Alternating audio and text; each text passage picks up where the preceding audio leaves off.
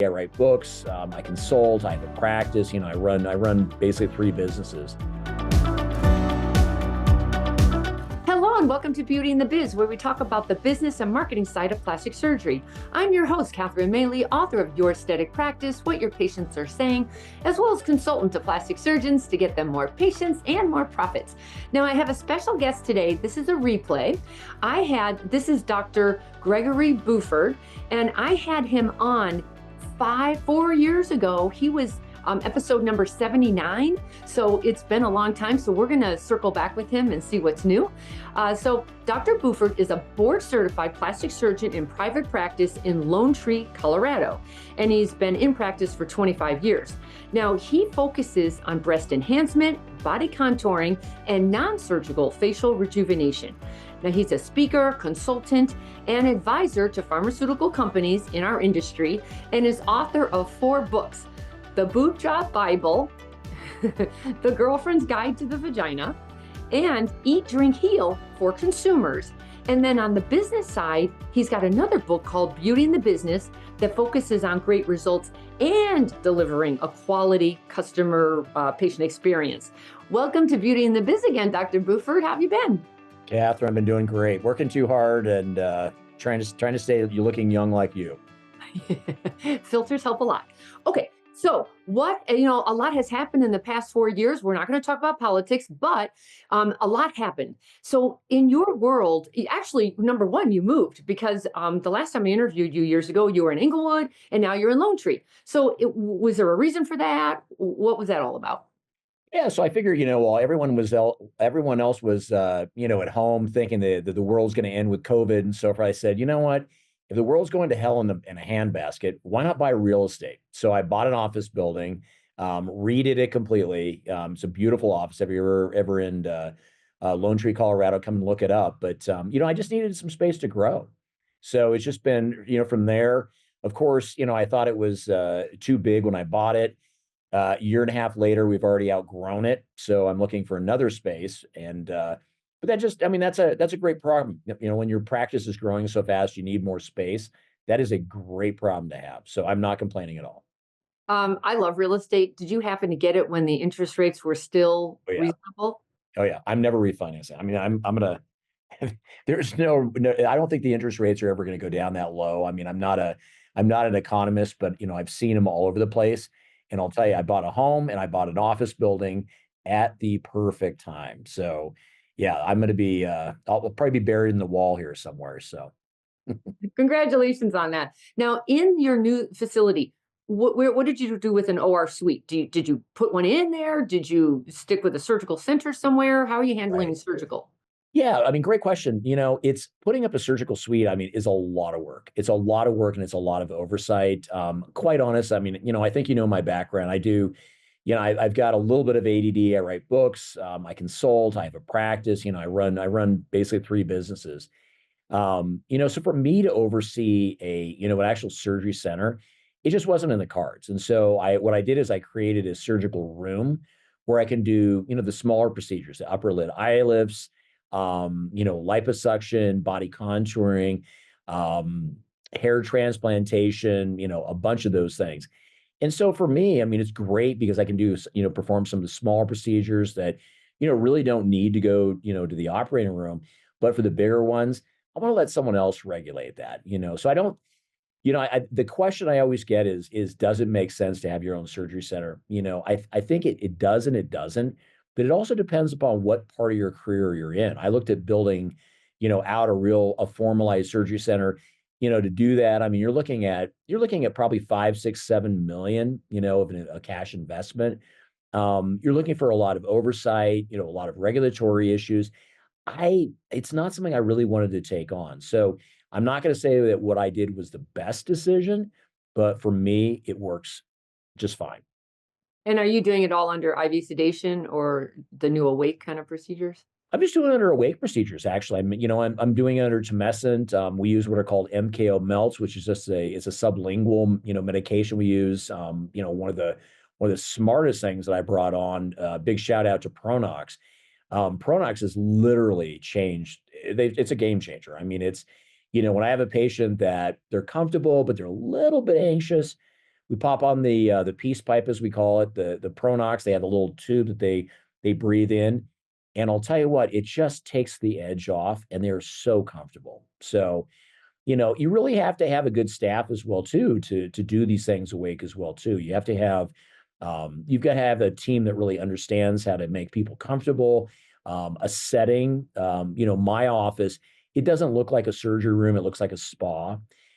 We have nice music going on. We have diffusers, so there's great scents and so forth. So you don't feel like you're in a sterile environment. I mean, I shouldn't say that. That sounds kind of bad, but you're in a clean environment, but you don't feel like you're in, like the uber sterile white environment of a hospital where it's very daunting. It's more of a comforting environment, more of a soothing environment. And I really think our patients have benefited from that.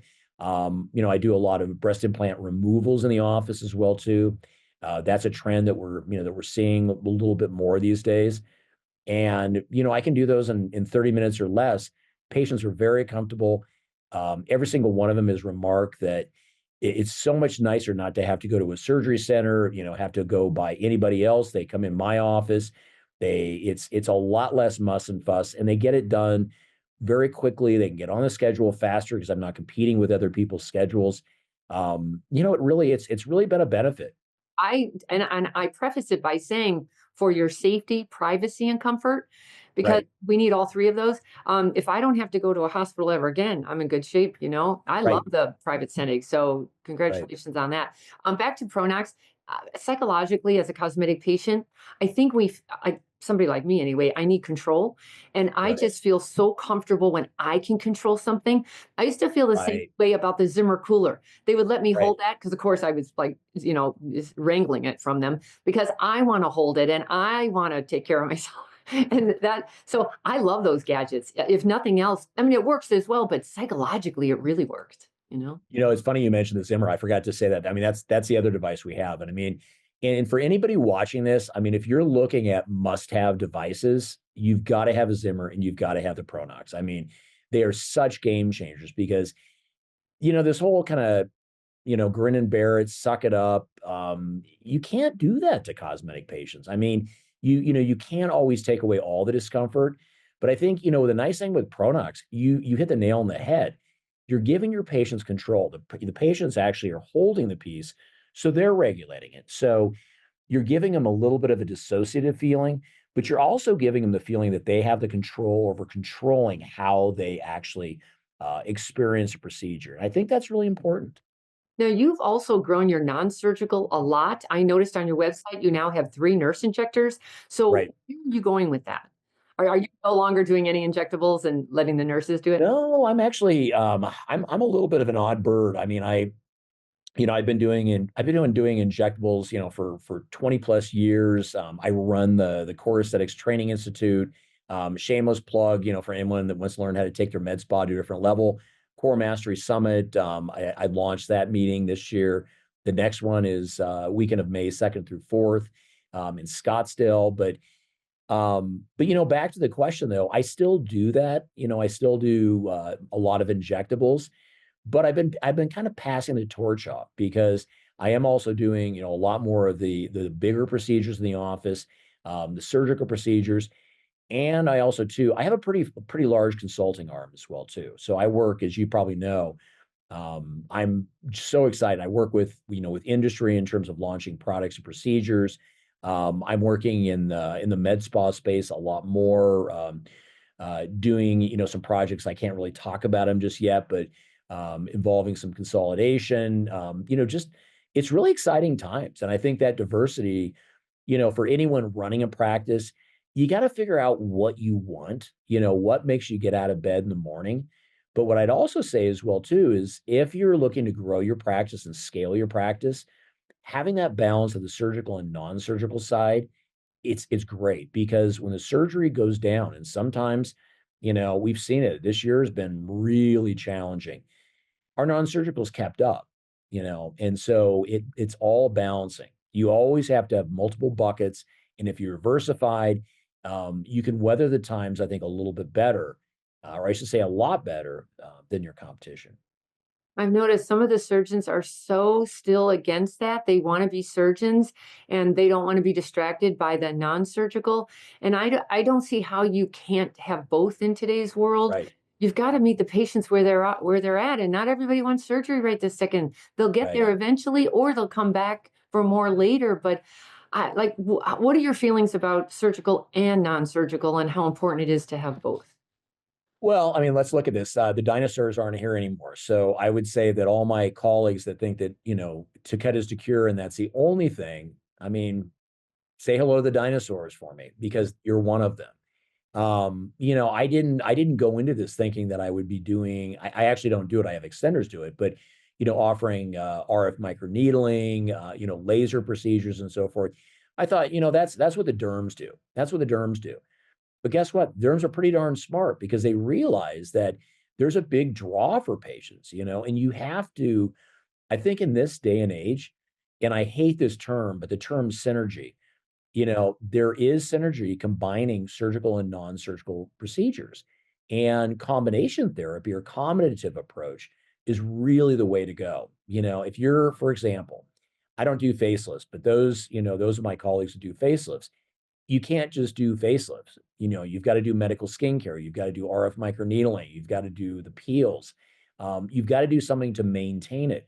You don't buy a sports car, drive it out on the lot, drive it out of the lot, and then just park it, never wash it, right? You take care of it. That's what you do with the non-surgical procedures. And I really think those people who don't have that mindset, I think it's a very myopic way of looking at our world. I mean, it's very interesting. I've seen the aesthetic space being in this for over 20 years.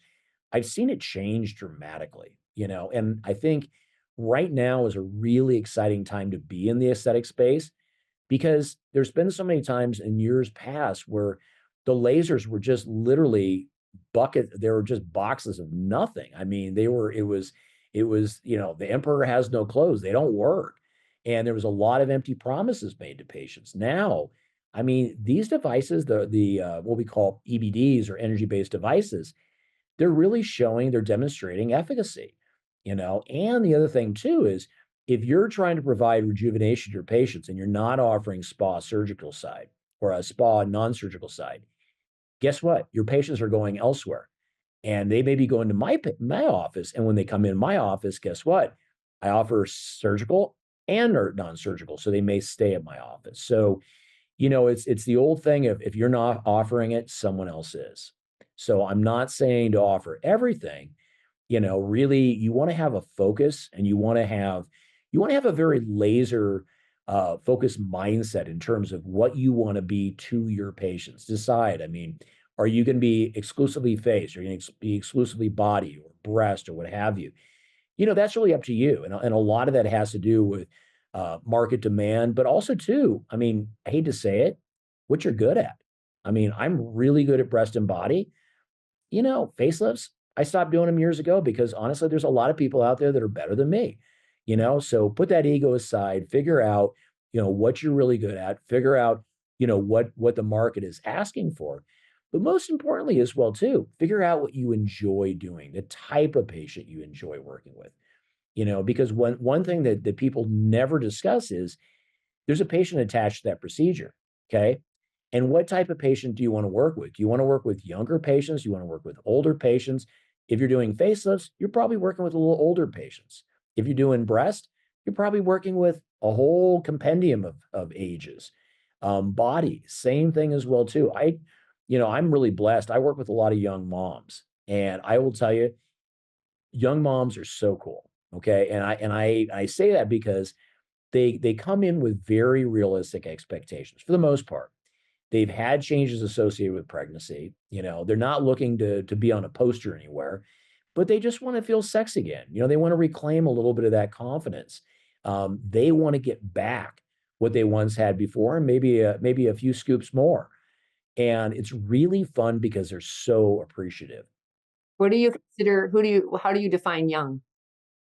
So I have to be careful in this because now I'm 57, so I think I'm still young. Right. But I consider, my sweet spot is 30 to like late 40s. That's That's it. I mean, my average patient, 42 years old, two kids, going through a divorce, and wants to be in the dating scene and just doesn't feel as sexy, wants to, again, I mean, doesn't want to be in a poster, doesn't mean want to be necessarily running around naked. They may after surgery, but they want to feel confident in whatever they do, whether it's in the bedroom or the boardroom. So it's, being able to actually help them achieve that.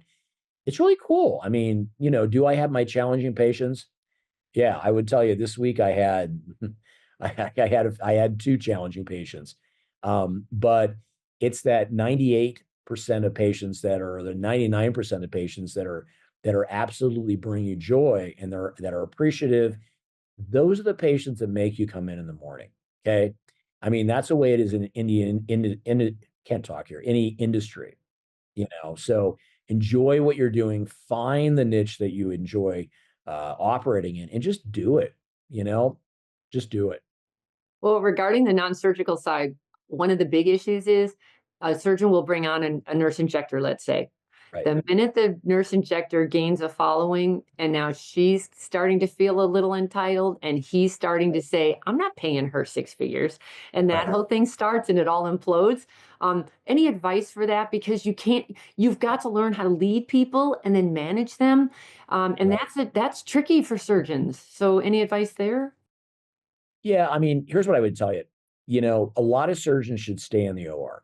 Okay. And the reason I say that is what I learned late on, and myself too, I think I'm actually probably pretty good at business, but I also brought on several consultants to help make a lot of the decisions that I might not be as facile with. But what I would say is, I call them the racehorse injectors. You bring them on, they start getting good, they start drinking their own Kool-Aid, and they, get a following and so forth, and then they ask for more. Well, here's the thing.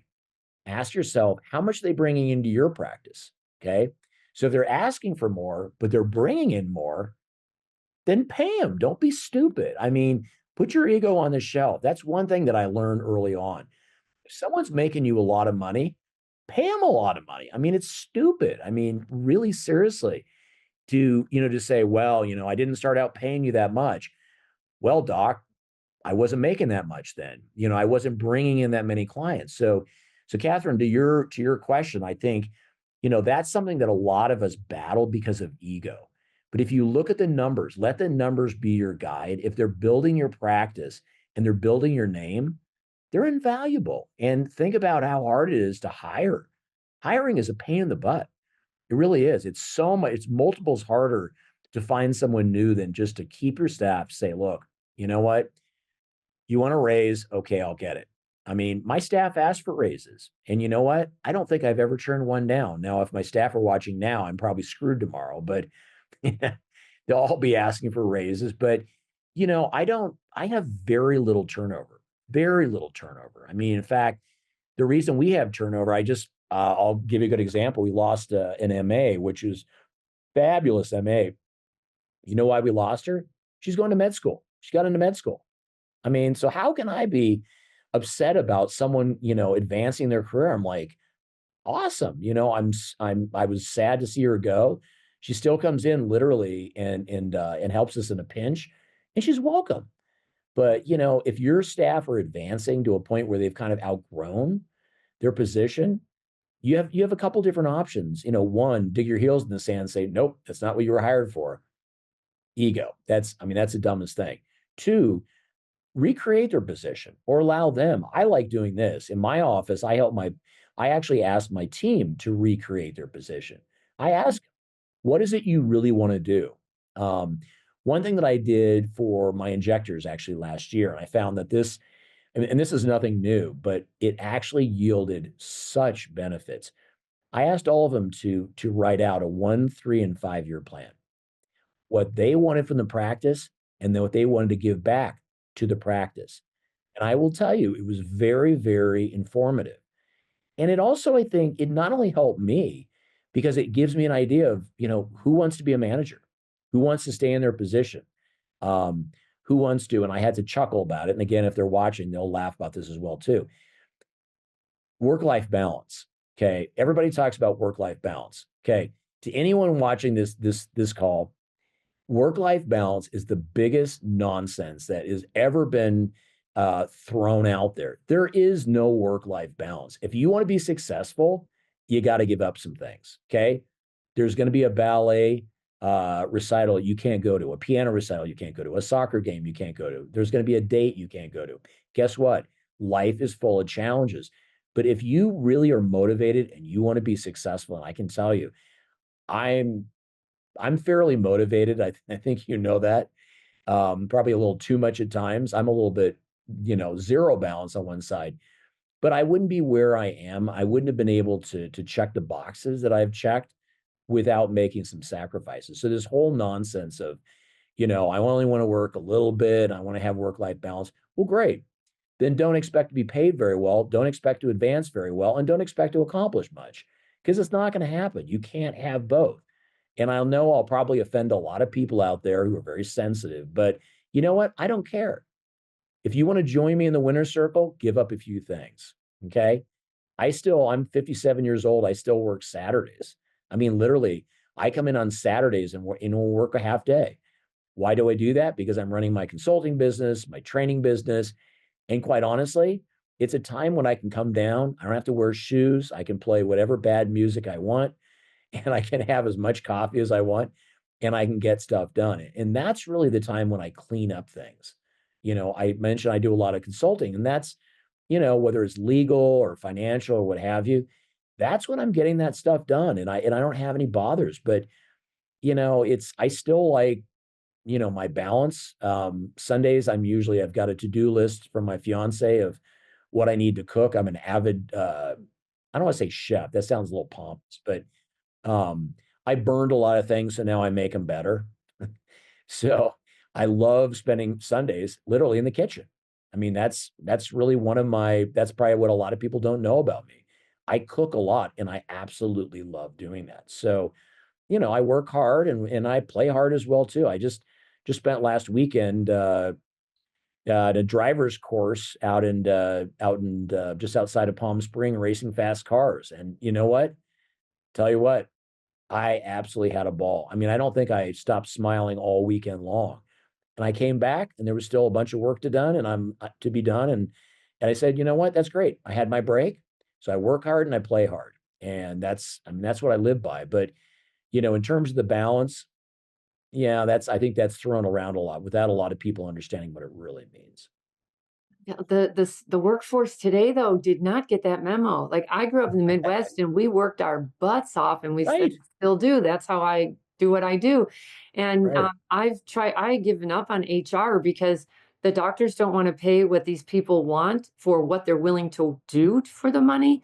And there's Right. just such a huge disconnect. I just think I give up. I don't get it.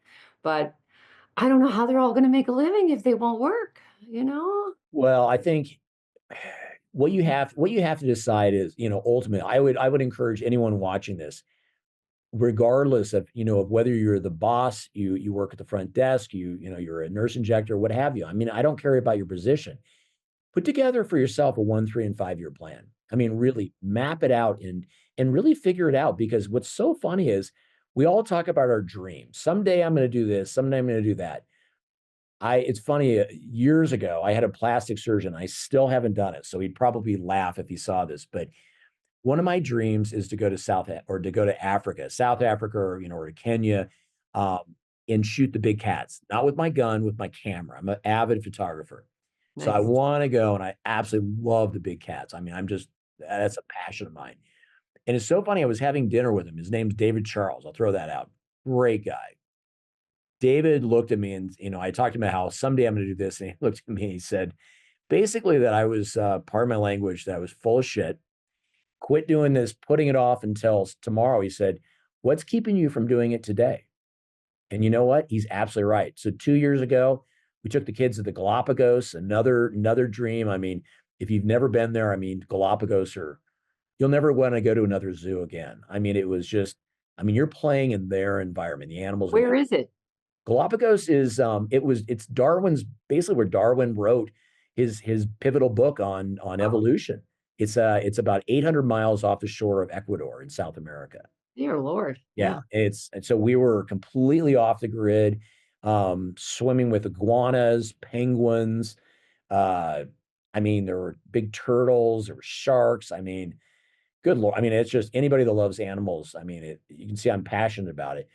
But that's the other thing I would say as well too. Whatever you do, keep your passion and find ways to maintain your passion. I think, one of the biggest challenges in the industry has been burnout, and unfortunately, there's been burnout that's been associated with high, use of alcohol and drugs, and in some cases as bad as suicide. I mean, I've had several friends take their lives, and it doesn't have to get to that. But I think the biggest challenge is, we do get wrapped up in this rat race. And, I talk about, work-life balance not being a thing. I also too don't discount stopping and smelling the roses along the way. Okay. I talk about throwing myself a bone. So I throw myself a bone. I went out racing cars. I do nice things. I have a nice life. I travel. I mean, I spend time with the kids. I mean, I try to do all the things that bring me joy. And the reality is, life is short. I mean, the older I get, the more I realize it. Life is short. So, spend your time working. I mean, do that to help achieve what you want to achieve, but never lose sight of your dreams and always, always, always make time for them. I'm reading a book right now called Die with Zero, and it's a very motivating book that says stop working for later. Right. You're gonna collect the money, I guess, and for the future that's never going to arrive, or you're not going to be healthy enough to do the Right. things that were on your bucket list. And it just goes page after page of stop waiting, do it now, and Right. collect the experiences and the memories, and it's so Right. darn true. I put stuff off all the time, and then there you go. 20 years later, you're still putting it off. Yeah. My parents told me what I told our kids. I'm not leaving you anything. Literally, I'm spending it all. And when my parents told me that, you know what I said? Good. I said, good. You know what? Good. Enjoy it. I Yeah, mean, why work your tail end off your entire life just so you can leave behind a huge house, a big inheritance, and all that kind of stuff? All it does is rot your kids. Look at all the yeah, kids with money. I mean, they end up just screwed up right. because they didn't have to work for it. I'll tell you, I mean, I actually have a lot of respect for a lot of the Buffetts and so Yep, forth say, hey, you got to find your own way. I mean, I'll guide you, I'll provide information. I mean, they're going to provide a little bit of a safety net, but we're not yeah, just going to give you a lump sum, amount. I think that's one of the dumbest things in the world.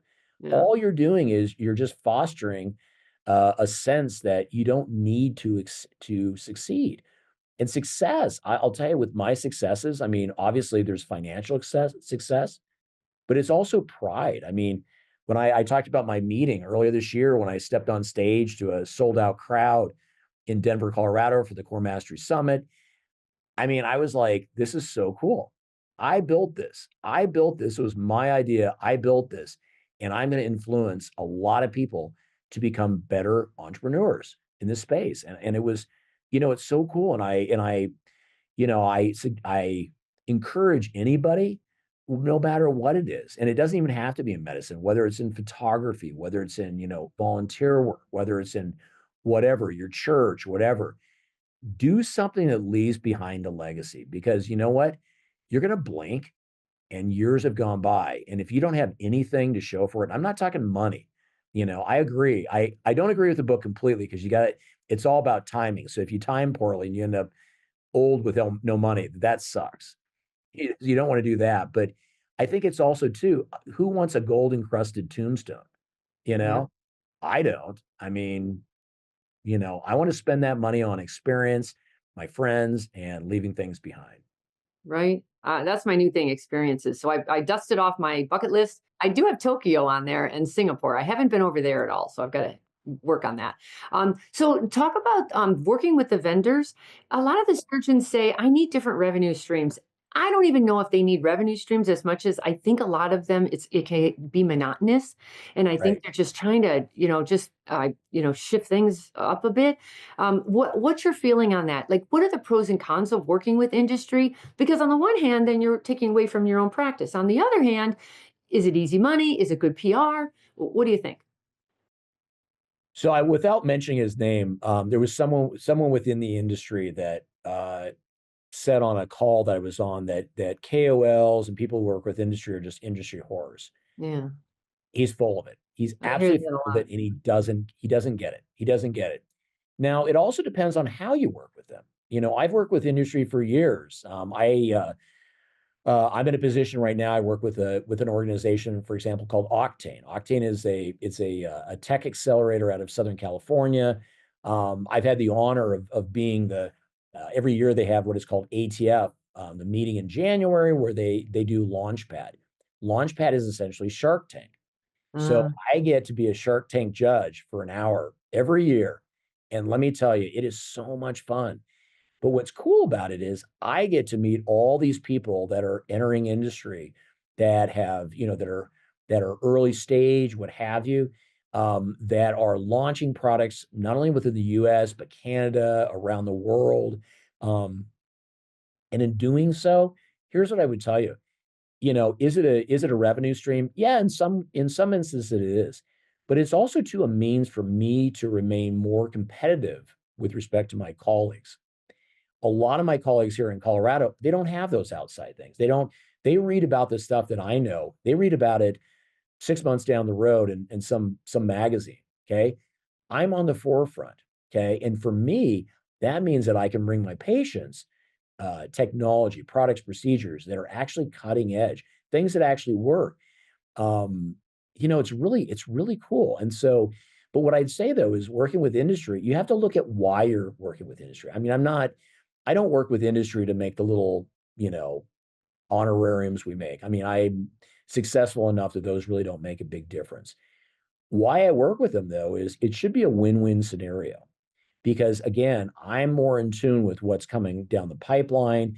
I'm able to also influence how things are used, the marketing. I've been on the launch of a number of facial injectables. It's been really cool, and I've helped kind of guide some of the marketing direction and the language, and I love that. what do you think's going to happen with this solo practice? Do you think it'll live or die and everyone's going to consolidate? And well, here's the thing too. I'm solo, but I'm looking at bringing on associates. I was going to say, where's your exit strategy? Because you're not, Yeah, well, here's the thing. I was in a group practice before and I absolutely hated it. And I absolutely hated it because, with all due respect, I had some partners that were good and I had some partners that not so good. Someone once told me partners are only good for one thing, dancing. Okay. And so I think there was a lot of truth to that. What I will say though is what's happening now with consolidation is you create economy of scale, you have purchasing power, you have a lot of things that can help shield you and make you more competitive. That's good if you have good partners. I think the biggest mistake, and this is the dumbest mistake that I see a lot of these people doing, is they either get out and they work for places like, and I'm sorry, I'm gonna throw them under the bus, Sonabello or some of these other, these chop shops and so forth. They get out and they think, oh, I can make all this money. Guess what, guys? The formative years are the years where you create your brand. If you're dumb enough to give that brand up and give that time up, say goodbye to your future because you've now given up 5 to 10 years of your formative years to helping build someone else's brand. And now you get out and you wonder why it's so hard to build because no one knows you. The other mistake that people make is they work for the hospitals. I'm sorry, I'm not working for the hospitals. No offense, but the hospitals are good for the hospitals, and that's it. If you go to the hospital and you decide to leave, guess what? You've got a non-compete. Now, the non-compete is really hard to enforce, but it's not that hard for them to give you challenges because their legal team is probably the size of, I don't know, their legal teams are huge, right? And so they can chase after you. They can make life very hard for you if you try to leave, and they can adjust your salary up or down, doing whatever they want. So the problem nowadays is a lot of my younger colleagues, they want the easy way out. They want this work life balance nonsense, and so they like the 9 to 5. They'll go on shift, but they also too they want to make as much money as I do. Well, guess what? You can't have both. It doesn't exist. The hospitals are not going to pay you what you're going to earn in private practice. It's not there. So what I would encourage anyone that's starting out to do is, really look at what your end game is. Now, the challenging thing of looking at your end game is, unfortunately, a lot of times you don't know the end game until it's close to the end game. So for me, a lot of things have morphed. I mean, I've been able to I have a whole consulting business that I employ that, is very active. And I really enjoy doing that because to be honest with you, if I was doing plastic surgery 24/7 and that's all I'm doing, I get a little bored. I like to shake it up. I like to do a lot of different things. And so it allows me that diversity that allows me to, one day to do this, next day to help launch. Like I said, I'm working with a bunch of startups from all over the United States, Canada. I have one in Spain that I'm working with. It's really cool being able to be on a team and help kind of, launch these things into the aesthetic space and know that you did that. It's really a lot of fun. But to your question, though, I think the solo practice, it's going to be harder and harder over the years to be a solo practitioner. It's going to be harder. And also, too, it's also very lonely. Do you, when you work with a hospital to get the privileges, do they still make you stay on call? Because the on call thing can really mess you up when you're a solo practitioner and you're up to, 4 in the morning. Um, that's an issue, isn't it? Yeah. I mean, here's the thing. I mean, I encourage anyone, when you get out, I mean, take call because call actually when you're young. I mean, it's good because it gets your name out. I mean, you have to when you're young, you have to do everything. You got to kiss the babies, you got to, go to the black tie events, you got to go to this, you got to do the fundraisers, you got to do all that stuff. But the challenge though, the on call as you get older, the problem is it eats into your life because on call is not 6 o'clock at night. It's not 4 o'clock at night. It's 1 o'clock in the morning with the uninsured patient that you're going to be up all night sewing up their lip. They have no money.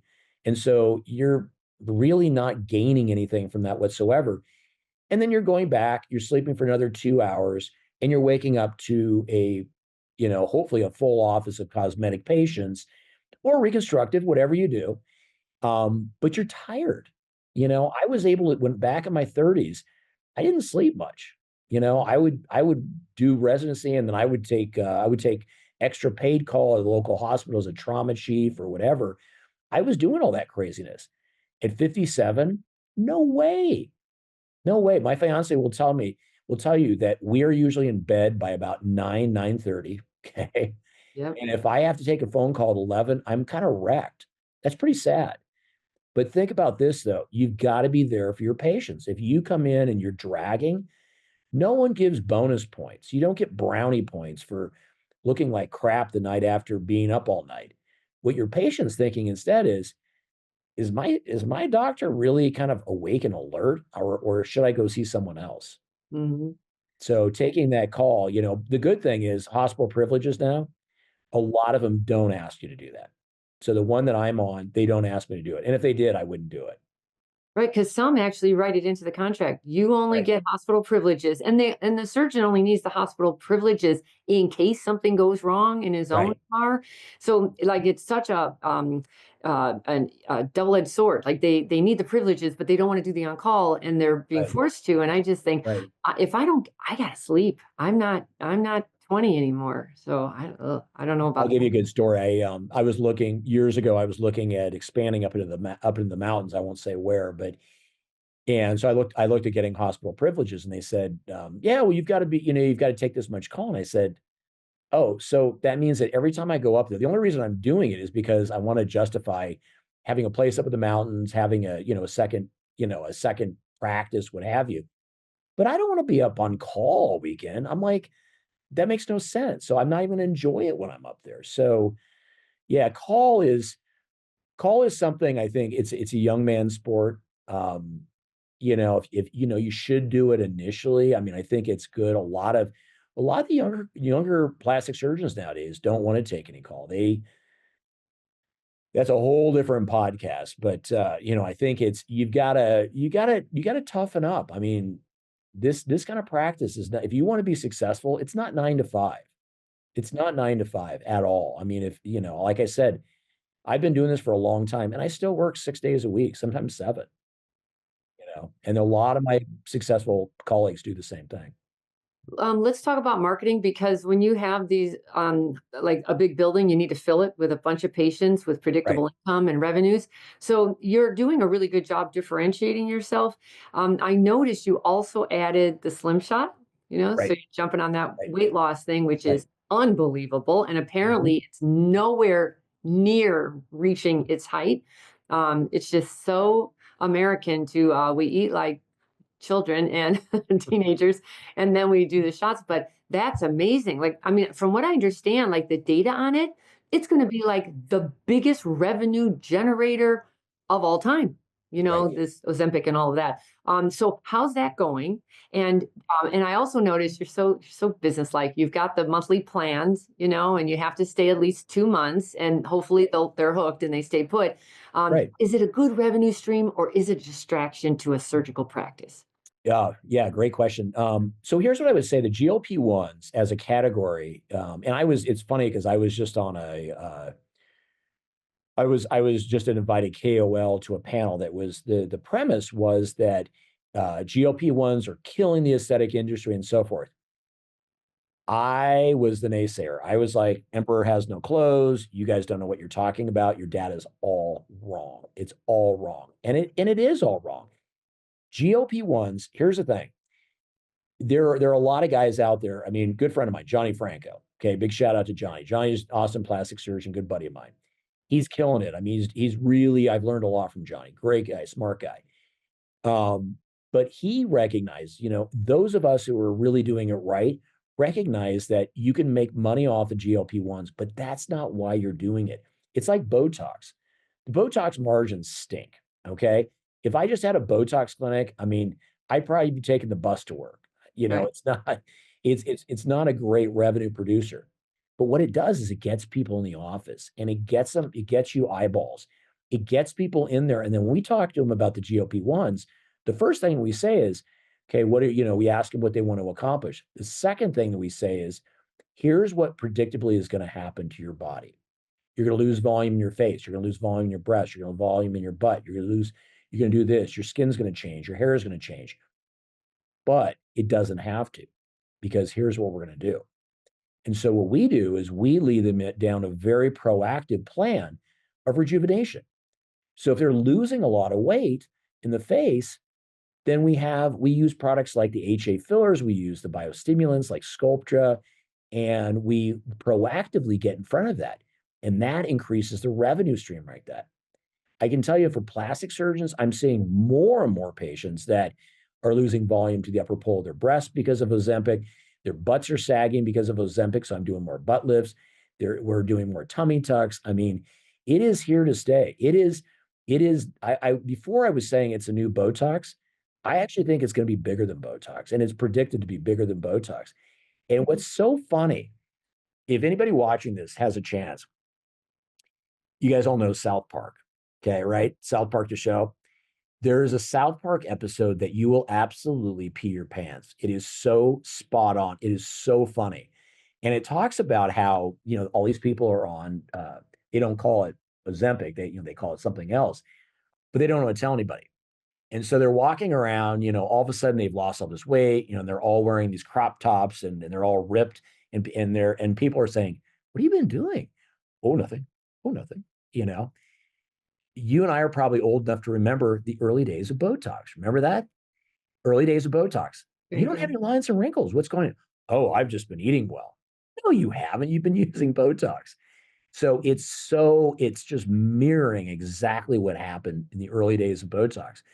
My feeling is GLP-1s now, we're finding that there are so many benefits to them far beyond the aesthetic. I mean, they're actually improving lipid profile.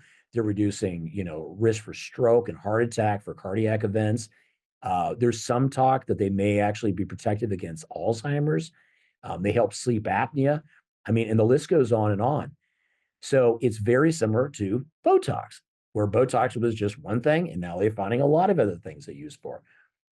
GLP-1s, same thing. But if you're going to start a practice that is going to include GLP-1s, incorporate the GLP-1s in the right way and train your staff to talk to patients about how to address all those changes, Ozempic butt, face, breast, tummy, all those kind of things. But it's changed and it's going to continue to change the aesthetic marketplace. Is there anything else coming down the pike? Because you're in on like the inside scoop. Anything else really exciting? Like, remember stem cells were so Right, popular, it's such a hot topic. right. And now I think I really don't hear much about that at this point. And then exosomes was another hot topic. So what's a hot topic right now? Well, the hot topic, actually, I'm going to politely disagree with you on the Okay. exosomes and like that. I don't think I know. Whenever I get on a talk like this, especially when it's more than one person talking, everyone resonates with regenerative medicine. There are some companies out there, doing some great things. I'll name a couple of them. Lynch Regenerative has a product called PDGF, or it's called Airy Essence, but it's PDGF, which is a growth factor. Amazing thing. I think it's very predictable in terms of results. Stay tuned for that. It's fairly new in the aesthetic space. Another company that I'm working with is called Acorn. Acorn is a company from Toronto. Will and Drew are the founders, and essentially what you do is you pluck hairs from the back of your head, you send them in, they bank them, and then they create a product that is about 10 times more powerful than PRP, and it's predictable and it's stable. And so what you do is you bank this at early age, okay? You bank it, and then anytime you want something that's like PRP or what have you, make a phone call, they send it down, it's all ready to rock and roll, and it's you. It's actually you. So if you're worried about, well, I don't want cord blood, or I don't want platelets, or anything like that, this is you. I mean, this is actually your cells. So stay tuned for them. Another company I love in that space, Alyssa Last company, Ryan. Ryan is backed by science from Mayo. I think it's a very exciting. They're actually looking at the science. So the challenge with regenerative medicine is, in the past, it's been the Wizard of Oz. You have this curtain, something's being made behind it. You don't know what it is. They throw out all these terms: exosomes, secretosomes, growth factors, stem cells, PRP, PRAB, blah, blah, blah, blah, blah. If you ask most people within this space what those terms actually mean, they don't know. They actually don't know. And then is cord blood better? Is fat better? Are platelets better, and so forth? We're still trying to wrap our arms around that. So I think, like I said, stay tuned.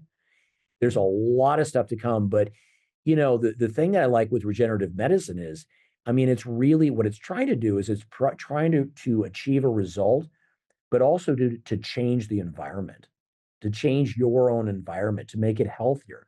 So as you age and your cells become senescent and worn out, those cells can be replaced. So essentially what you're doing is you're cleaning house. So you're not just putting a Band-Aid on, you're not just putting a HA fillers are great, but they're yesterday's news. Okay. The fillers of tomorrow are going to be biostimulated fillers. They're biostimulants. Those are going to be the products that are going to really, really move the needle. I hope they step on it because I'm aging as we speak, so I need all of that. Let's talk about the patient trends. Do you find that they're asking for much different things than before, or are they getting younger in your case? Are they getting older? Right. I think, God, I mean, that's a whole huge topic. Mm, I think patients, I don't want to segment them by ages, yeah. but how your millennials, your Gen Zs, your Gen Xs, and so forth, they all respond a little bit differently. What I'll say is I'll talk about the Gen Zs and the millennials. I mean, we bash them every time we talk. We say, oh, they're so dumb, they're so this, they're so that. No, they're not. They're actually, they can be extremely annoying. They know it. They know more than I do because they tell me every time they come in, you know. But what I will say though is they're actually smarter than my generation because they don't wait until things are broken. Okay. They're very educated and they're going to learn about what their products are, their procedures. So with that, I will tip my hat to them. I'll say, you know what? I think that's actually a very proactive way to age, so to speak. Um, I think in terms of the trends, uh, one trend that I've seen, and I'm really so happy. I think we're getting over this whole Kardashian nonsense, this influencer BS. I don't care about the Kardashians. I don't care that they look great. There's a lot of people that look as great or greater. Okay. We don't want all huge lips. We don't want all these overinflated stuff. Reality is now set in. And I think a lot of people now are saying, you know what? I want to look like myself, but better. I don't want to look like someone else. I don't want to have these hyper inflated cheeks that look stupid, you know? But in the past, we've looked at all these influencers with all their shiny baubles and so forth. I think that's really changing. I really do. I think that I think that the mindset is looking at a much more of a thoughtful approach and something that they're saying, you know what? How do I look like me? I don't necessarily, I want to own what I'm doing and I want to be proud of doing it. I don't want to walk out with, giant breast implants that float. I've gone through those eras as well. And I think you and I both remember when, early days of Botox, when everyone was so frozen that their foreheads were shiny and they were like this walking around. Those days We are all remember the Nicole Kidman one, Nicole was from the exactly what Grammy. I was going to bring up. Yeah. Do you know she actually she got a lot of flack for her look because she was doing movies Yeah. and she had no expression. I And guess now they write that into the contract. You're not allowed to do fillers or yeah. injectables during shooting. He's like, what? Well, and I think the reality is there's nothing wrong with fillers, there's nothing wrong with injectables, so there's nothing wrong with aesthetics in general. It's how you use them. Okay. It's kind of like, think about this, a nice glass of wine versus drinking a case of wine by yourself. Okay. The latter option, probably not such a good option. Enjoying a nice Bordeaux, whatever, a glass of it with a friend, hey, that's great. It's probably good for your health. Same thing as all the, lotions, potions, procedures, and everything we do within the aesthetic marketplace. It's all in how you harness that energy. It's all in how you harness the energy. It's all in how what the intent is. Your provider, I would say as well too, buyer beware. I mean, there's a lot of we thankfully there haven't been as many recently, but I think in the last couple of years there's been a huge slew of deaths because of people going to, what could ever go wrong when I have silicone injected into my butt in a hotel room? What Yeah. could ever go wrong? I mean, I'm like, come on, guys, how stupid are you? I mean, go to a licensed provider and ask them. Consumers should ask. If someone that says, "Can you tell me about your board certification?" You know what? I don't challenge them. In fact, if anything, I light up. I'm like, good. I'm like, here you go. Here's my diploma. Here's what I did. I'll teach you about this. No problem. Thank you for asking. You should ask. You're not gonna bring your BMW into some horrible looking place with guys that are like, do you fix German cars? No, but we'll try. But you bring your body in. Yeah. That's crazy. So buyer beware, be educated. The educated consumer is going to be the successful consumer. Simple as that. Back to marketing.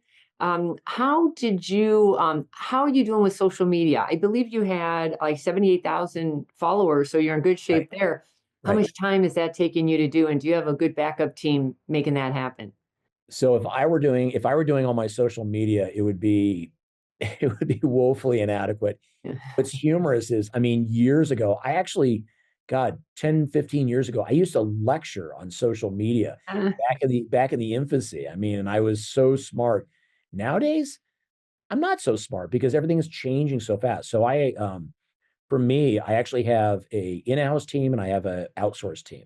Nice. So I have a digital marketing director inside that is phenomenal, does a lot of our creative work. I love being in front of the camera, obviously, and I try to educate as well too. And I encourage anybody that's in this space to do that. Create your own voice. But in reality, I mean, get a team that's really young. Okay. Don't hire people my age. If someone my age comes in and is going to manage your social media, it's going to be a disaster.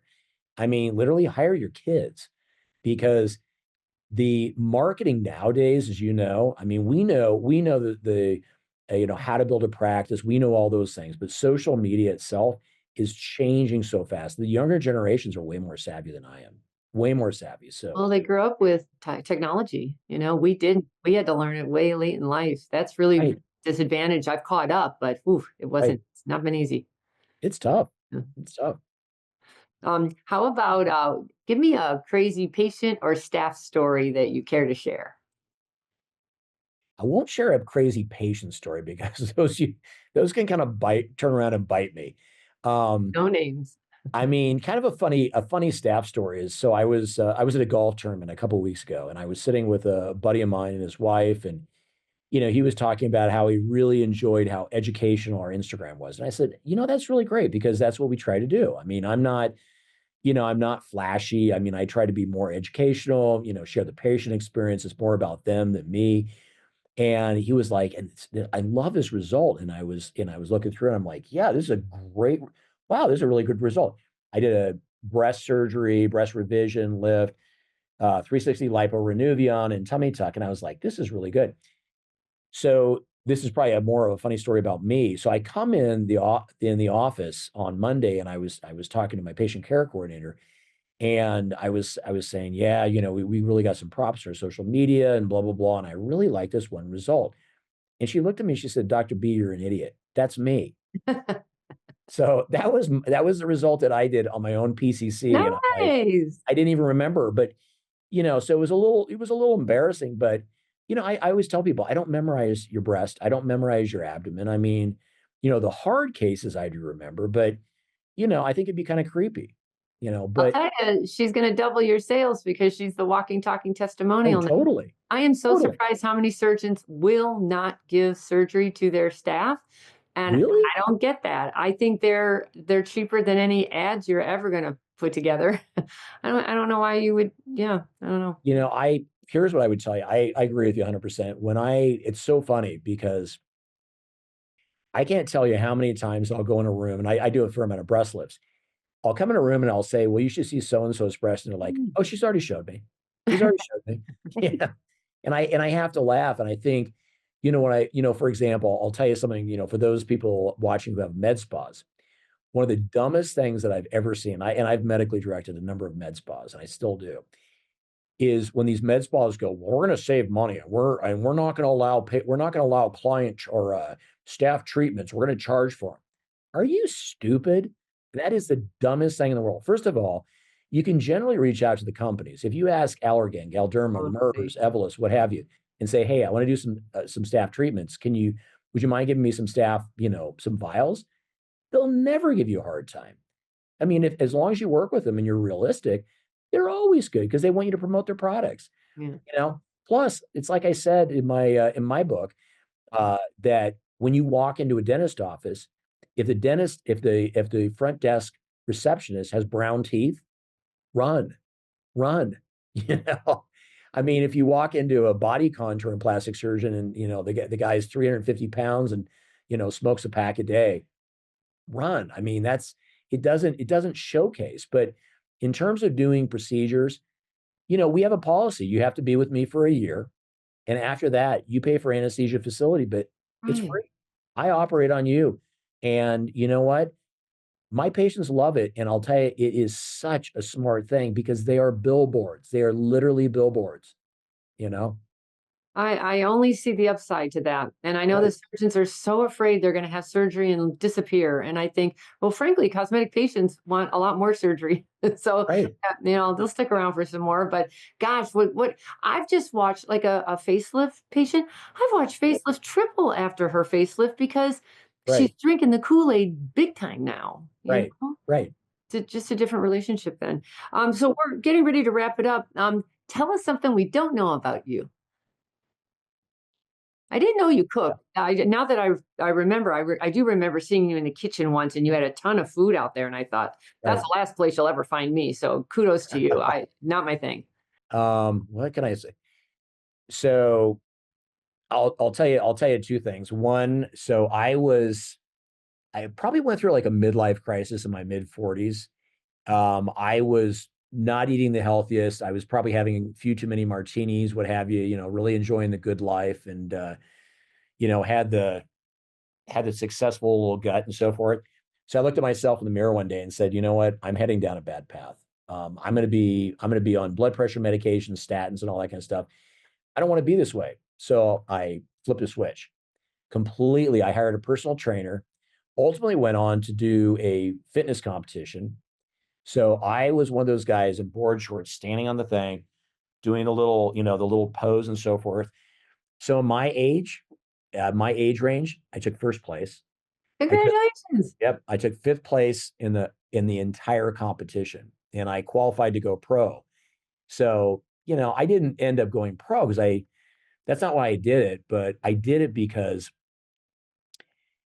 it was a bucket list thing, and it was something that it was so out of my comfort zone. Mhm. So out of my, in fact, actually, when I did it, well, when I was thinking about doing it, the first thing that I did, you're going to laugh. I posted on Facebook that I was going to do it. Why did I do that? Because if I didn't do it, Accountability.